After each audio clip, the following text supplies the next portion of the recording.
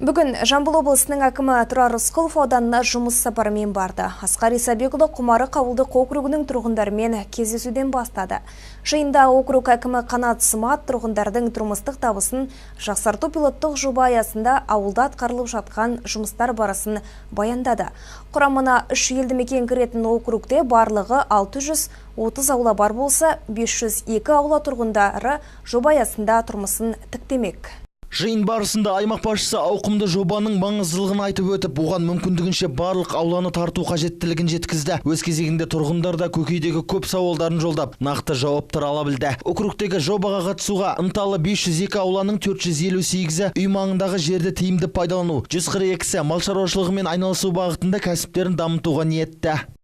Шетелдің барлық мысырада бәр кооперация. Енді одан не ұтады? Ұтатыны ане жерде сен мысалы техникаң жоқ, өткен кезінде колхозлар қалған кезде 3 гектар 5 гектарыңды алдың, енді 5 гектарға сен техника аламайсың. Керек болатын болса ол тиімсіз даже 5 гектарға техника алудың өзі. Ендігі жерде ане жерде кооперативке пайдалануға берсең, кооператив ана жердің бәрін пайдаланады, саған жені өзіңді құнымен саған жем шоғыңды әкеліп береді анда. Ал жері жоқтарға мысалға жағы қосып береді деген сықылды. Онда варианттардың бәрі саналды.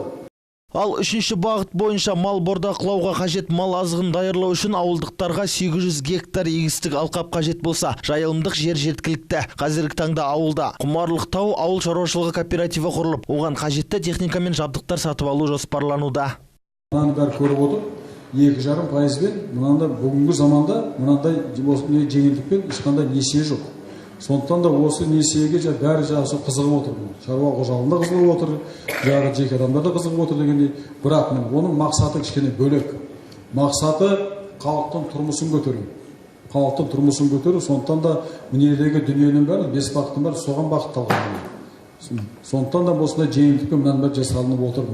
Бүгінде облыс тұрғындарының тұрмыстық табысын көтерудің жобасы аясында құмарықтықтар қосалқы шаруашылықтарын дамыту шараларын қолға алып үлгерген. Баянды бастаманың игілігін көтеруге асық тұрғындар тиісті жұмыстарды бүгіннен бастап кеткен. Солардың бірі Алғабас ауылының тұрғыны Гүлбағира Айжанова. Зейнеткер қазіргі таңда үй іргесіндегі жерін тиімді игеру үшін күздік сарымсақ егісіне қызу кіріскен. Оның елу соттық шарбағындағы егіншілік жұмыстарына ауылдастары асарлатып, көптеп көмектесуде. Біріккен жерде береке бар екенін жете түсінетін ауылдықтар сұранысқа ие сарымсақты егуге білек түре бет бұрған. Осындай іспен айналысып отырған дәл қазір 15-тен аса аула бар. Олардың бәрі күздік сарымсақтарын ерте жазда қазып алып, екінші айналымда басқа көкөніс егіп, мол өнім алуға ниетті. Жұмыстың жолдауы бойынша жаңағы өзім бала шағаммен өзімнің бау-бақшамда мынау күздік сарымсақты егіп, содан бір өнім алып, кішкене дамытсақ деген ойым бар енді. Осы жоба аясының несімен кішкене мал алып, жаңағы 2,5% несиемен алсақ па дегенде ойым бар.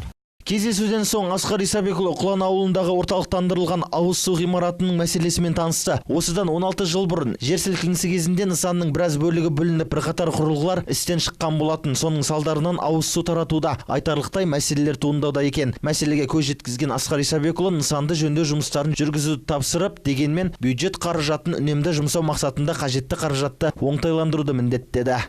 Нұрлан Әбдікәрім, Нұрбол Қыстаубек, Жеті Ньюс.